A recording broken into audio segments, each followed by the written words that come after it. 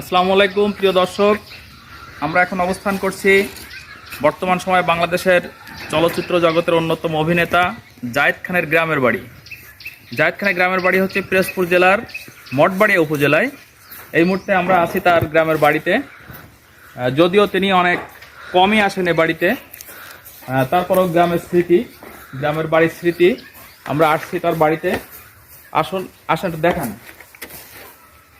এটা হচ্ছে তার গ্রামের বাড়ি।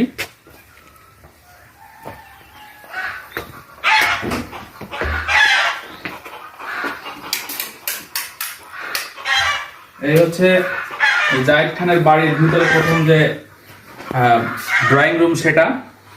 আর এই ছবিটা হচ্ছে জায়েদ খানের বড় ভাইয়ের ছবি। উনি বাংলাদেশ পুলিশে নিয়োজিত।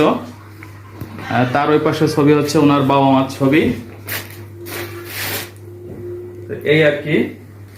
আর ভিতরে আরো অনেক রুম আছে। যদিও গ্রামের বাড়িতে তেমন কেউ থাকে না, এখানে দায়িত্বরত একজন আছেন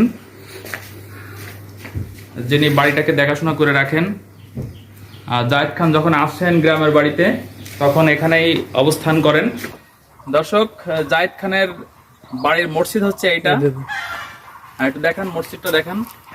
এটা হচ্ছে তার গ্রামের বাড়ির মসজিদ। আর মসজিদ সংলগ্ন হচ্ছে তার পারিবারিক কবরস্থান। এখানে আছে তার বাবা মার কবর। আমরা একটু দেখি, আসেন দেখান। দেখো, আসতে দাও তুমি। এটা হচ্ছে জায়েদ খানের পারিবারিক কবরস্থানের গেট। এখানে তার বাবা মার কবর। এটা আমরা জায়েদ খান যখন গ্রামের বাড়িতে আসেন তখন তার বাবা মার কবর জিয়ারত করেন।